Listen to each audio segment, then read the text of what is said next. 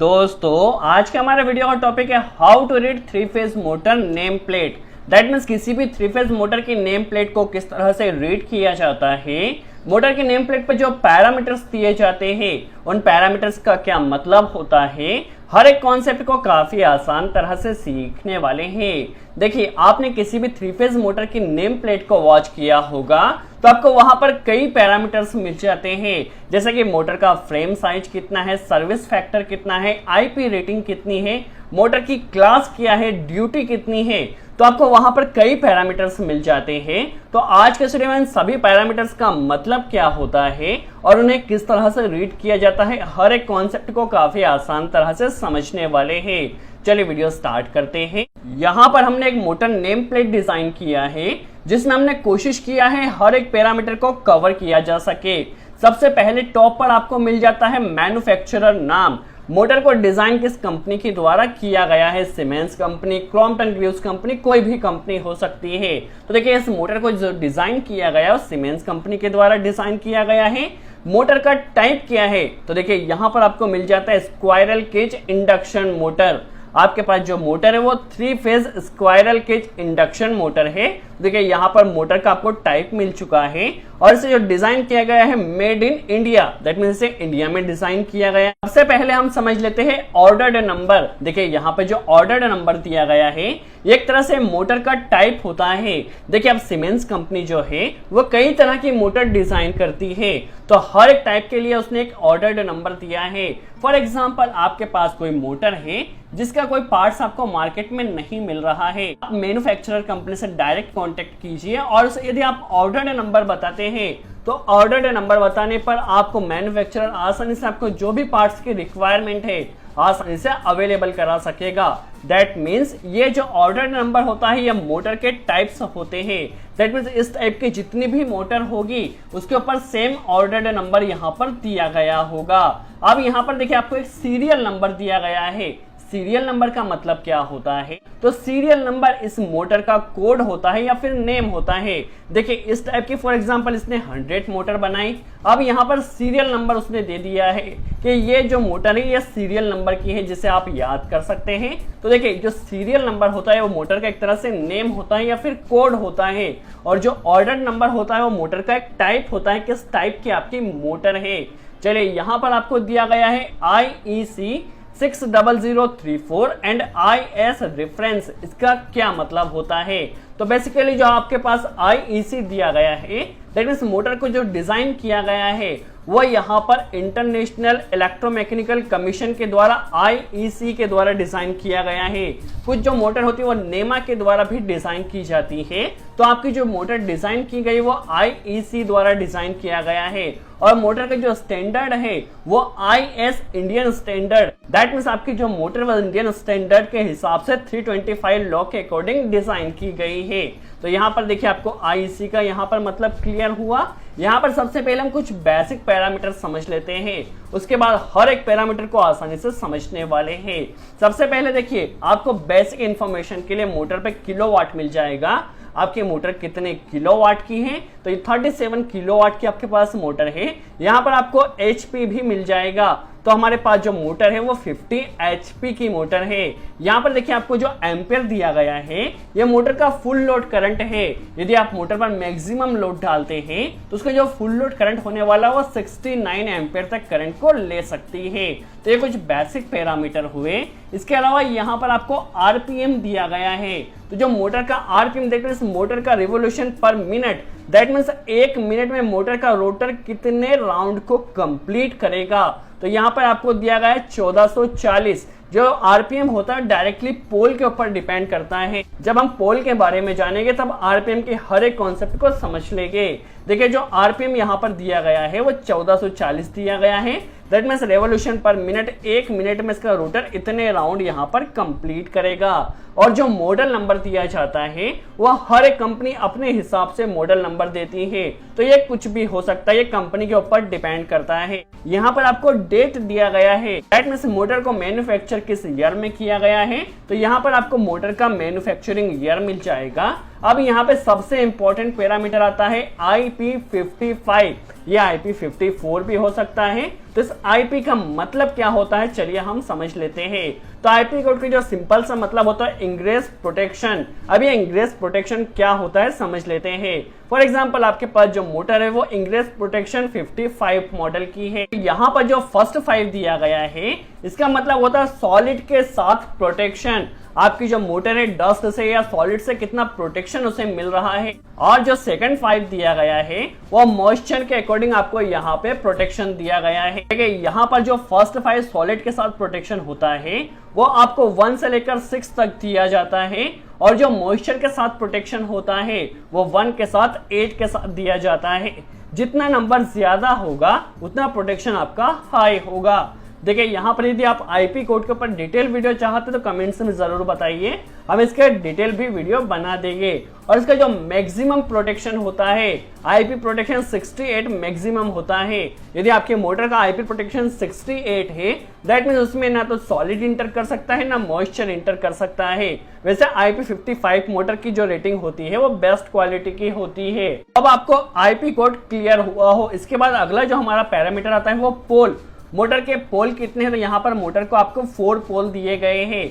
देखिए जो मोटर का आरपीएम होता है वो सीधे से पोल के ऊपर डिपेंड करता है। जो 2 पोल की मोटर होती है उसका जो आरपीएम होता है वो 2800 से लेकर 3000 तक हो सकता है।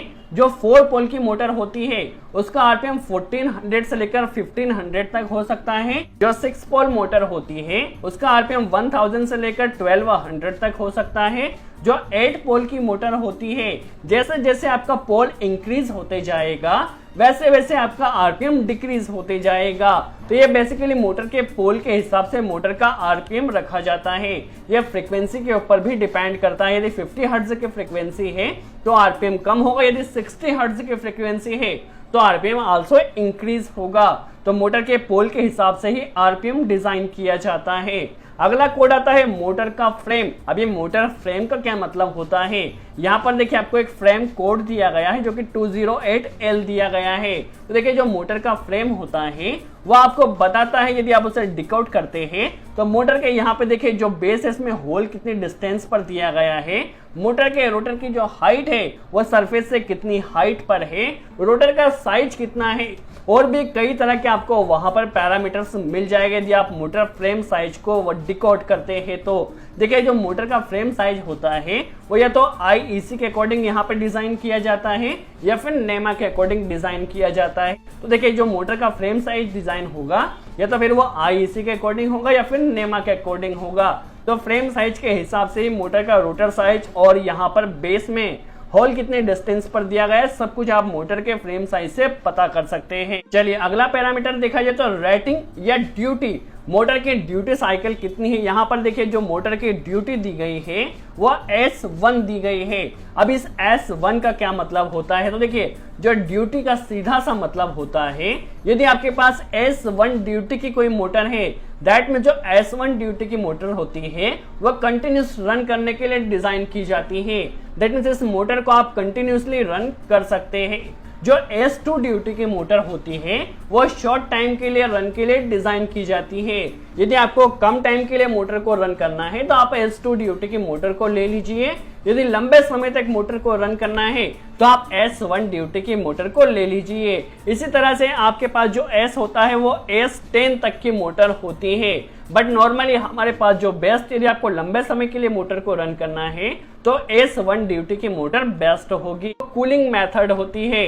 कूलिंग मेथड क्या है, तो यहाँ पर देखिए हमारे पास जो मोटर की कूलिंग मेथड है IC610 दी गई है। देखिए यहाँ पर जो कोड होता है कूलिंग मेथड के हिसाब से भी डिफरेंट होता है। देखिए हमारे पास जो मोटर उसकी कूलिंग मेथड क्या है IC610। दैट मीन्स ये जो मोटर है इनक्लोज्ड मशीन है, दैट मीन्स पूरी तरह से पैक है। इसमें हीट एक्सचेंजर फिटेड किया गया है। इसमें आपको देखिए साफ्ट माउंटेड एक फैन भी कनेक्ट होगा और इस मोटर को जो कहा जाता है CACA मोटर कहा जाता है। दैट मीन्स इसमें आपको फैन भी मिल जाएगा, पूरी तरह से इनक्लोज भी होगी। दैट मीन्स इसमें जो कूलिंग मेथड होगी वो बेस्ट होगी।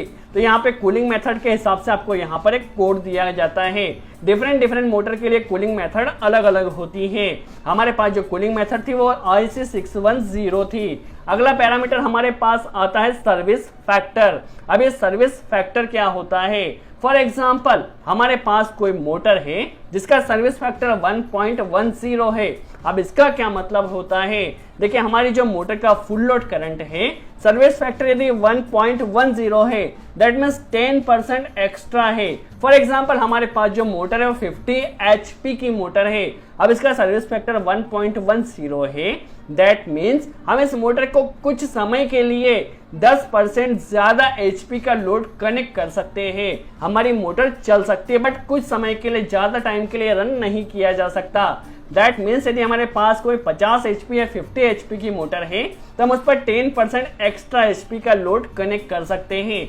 बट ये जो लोड है वो कुछ समय के लिए ही कनेक्ट किया जा सकता है। ज्यादा टाइम के लिए आप रन करते हैं तो आपकी मोटर वहां पर डैमेज हो सकती है। तो सर्विस फैक्टर जितना ज्यादा होगा आपकी मोटर की कैपेसिटी उतनी ही बेटर होगी। यहाँ पर आपको देखिए पावर फैक्टर यहाँ पर दिया गया है। इस पावर फैक्टर का मतलब होता है आपकी मोटर कितने पावर फैक्टर पे रन करने के लिए डिजाइन किया गया है। तो जो मोटर होती है वह इंडक्टिव लोड होती है, तो इंडक्टिव लोड होने के कारण इसका जो पावर फैक्टर होता है काफी डाउन होता है। तो 0.85 यहाँ पर दिया गया है। यहाँ पे एम्बिशियंट टेम्परेचर दिया गया है, दैट मीन्स आपकी जो मोटर है उसके सराउंड का आसपास का एटमॉस्फेरिक टेम्परेचर कितना होना चाहिए। यहाँ पे 50 डिग्री सेल्सियस दिया गया है, दैट मीन्स आपकी जो मोटर है यदि उसका एटमॉस्फेरिक टेम्परेचर 50 डिग्री सेल्सियस के आसपास होता है तो आपकी मोटर प्रॉपर वहां पे वर्क करने वाली है। अगला पैरामीटर हमें दिया गया है इफिशियंसी। अब इफिशियंसी का मतलब क्या होता है? फॉर एग्जांपल हमारे पास जो मोटर होती है हम उसमें इलेक्ट्रिकल एनर्जी देते हैं और मोटर हमें मैकेनिकल एनर्जी में उसे कन्वर्ट कर देती है। तो 90% यदि मोटर की इफिशियंसी है तो देखिए मोटर को यदि हमने 100% इलेक्ट्रिकल एनर्जी दी तो उसमें से 90% वो मैकेनिकल एनर्जी में कन्वर्ट करेगी। 10% का वहां कुछ ना कुछ लॉसेस होगा, जैसे मोटर में कई तरह के लॉसेस होते हैं। तो यहाँ पर यदि हम 100% मोटर को इलेक्ट्रिकल एनर्जी देते हैं तो 90% एनर्जी को मैकेनिकल एनर्जी में कन्वर्ट कर देगी। मोटर की एफिशिएंसी जितनी ज्यादा होगी मोटर उतनी ही बेटर होगी। अब यहाँ पर आपको पीएच दिया गया है। पीएच का मतलब होता है मोटर का फेज कितना है, दैट मींस कितने फेज पर मोटर को रन करना है। तो 3 फेज मोटर है तो यहाँ पे 3 फेज दिया गया है। मोटर का वेट कितना है तो 110 kg। यहाँ पे काफी सिंपल है, मोटर का वेट मिल जाएगा। मोटर में आपको वोल्टेज एंड कनेक्शन किस तरह से करना है तो यहाँ पे देखिए डेल्टा कनेक्टेड आपको यहाँ पर कनेक्शन करना है और मोटर में वोल्टेज आप 380 से लेकर 440 या 440 वोल्ट तक कनेक्ट कर सकते हैं। यहाँ पर मोटर का कनेक्शन दिया गया था, मोटर को आपको डेल्टा कनेक्शन में ही करना है। यदि यहाँ पर स्टार दिया जाता तो मोटर को फिर आपको स्टार कनेक्टेड रन करना होता। यहाँ पे मोटर को जो हमें कनेक्शन करना है वो डेल्टा कनेक्टेड करना होगा। अब यहाँ पे देखिए इंसुलेशन क्लास दिया गया है जो कि ई टाइप का दिया गया है। अब ये इंसुलेशन क्लास क्या होता है समझ लेते हैं। दैट मीन्स हमारी जो मोटर की वाइंडिंग है कितने डिग्री सेल्सियस टेम्परेचर को बियर कर सकती है। तो ये हमारे पास जो इंसुलेशन क्लास होता है वो वाई टाइप का होता है, ए टाइप का होता है, ई टाइप का होता है, B, F and H type का होता है। देखिए हमारे पास जो ए टाइप की मोटर होती है वो 60 डिग्री सेल्सियस टेम्परेचर बियर कर सकती है। बी टाइप की जो मोटर है वो 80 डिग्री सेल्सियस टेम्परेचर बियर कर सकती है। इसी तरह जो एच टाइप की मोटर होती है वो 125 डिग्री टेम्परेचर बियर कर सकती है। और यदि आपकी मोटर का सर्विस फैक्टर अच्छा है तो यह और भी ज्यादा टेम्परेचर को बियर कर सकती है। दैट मीन्स जो मोटर का इंसुलेशन क्लास होता है उसका सिंपल सा मतलब है इस मोटर की वाइंडिंग कितने डिग्री टेम्परेचर को बियर कर सकती है हमें बताता है इंसुलेशन क्लास। देखिए हमारे पास इंसुलेशन क्लास क्लियर हो चुका है। अब यहाँ पर देखिए आपको बैरिंग नंबर दिया गया है। देखिए बैरिंग नंबर यहाँ पर दिया गया है और बैरिंग नंबर में आपको DE एंड NDE दिया गया है। इसका क्या मतलब होता है तो जो मोटर का रोटर साइड वाला एंड होता है उसे हम ड्राइव हैं और जो फैन वाला साइड होता है उसे हम नॉन ड्राइव एंड कहते हैं। तो वहां पे देखिए जो रोटर साइड आपको बैरिंग कनेक्ट करना है वो इस साइज के कनेक्ट करना है और फैन साइड आपको जो बैरिंग कनेक्ट करना है वो इस साइज के कनेक्ट करना है। नॉर्मली मोटर में सेम साइज के बैरिंग कनेक्ट भी किए जाते हैं बट कुछ मोटर होती है जिसमें हमें रोटर साइड अलग बैरिंग कनेक्ट करना होते हैं और फैन साइड हमें अलग बैरिंग कनेक्ट करना होते हैं। तो बैरिंग का साइज भी आपको वहां पर मिल जाता है। कुछ मोटर में आपको ग्रीसिंग टाइप भी मिल जाता है। दैट मीन्स मोटर में किस टाइप के ग्रीस का यूज किया गया है। तो यहाँ पर देखिए यूनिरेक्स N2 टाइप का ग्रीस का यूज किया गया है। देखिए जो यूनिरेक्स N टाइप का ग्रीस होता है उसे लो प्रेशर के लिए जहां पर हमें रिक्वायरमेंट होती है वहां पर किया जाता है, और यूनिरेक्स N2 एंड यूनिरेक्स N3 टाइप का जो ग्रीस होता है जहां पर हाई प्रेशर पे हमें किसी लोड को रन करना होता है वहां पर हम यूनिरेक्स N2 एंड N3 का यूज करते हैं। देखिए यहाँ पे ग्रीस का टाइप भी हमें मिल चुका है। अब देखिए कितने घंटे यदि हमारी मोटर रन होती है तो कितने घंटे के बाद हमें ग्रीस को चेंज करना है, तो यहाँ पे आवर भी आपको मिल जाता है। इसके अलावा देखिए जो ग्रीस होता है आपको कहां पर कितना डालना है, तो जो रोटर साइड वाले मोटर होती है वहां पर आपको देखिए 50 ग्राम ग्रीस डालना है, और यहाँ पे जो फैन साइड वाला हिस्सा होता है उसमें 70 ग्राम ग्रीस को आपको डालना है। तो ये कुछ बेसिक पैरामीटर है जो कि आपको हर एक मोटर की नेम प्लेट पर मिल जाते हैं। आई होप आपको क्लियर हुआ हो किस तरह से मोटर की नेम प्लेट को रीड किया जाता है, हर एक पैरामीटर का क्या मतलब होता है। यदि किसी पैरामीटर्स के बारे में आप डिटेल में जानना चाहते हैं तो कमेंट्स में जरूर बताइए, हम पूरी कोशिश करें उस पैरामीटर के ऊपर भी डिटेल वीडियो बना सके। सो आज के लिए इतना ही।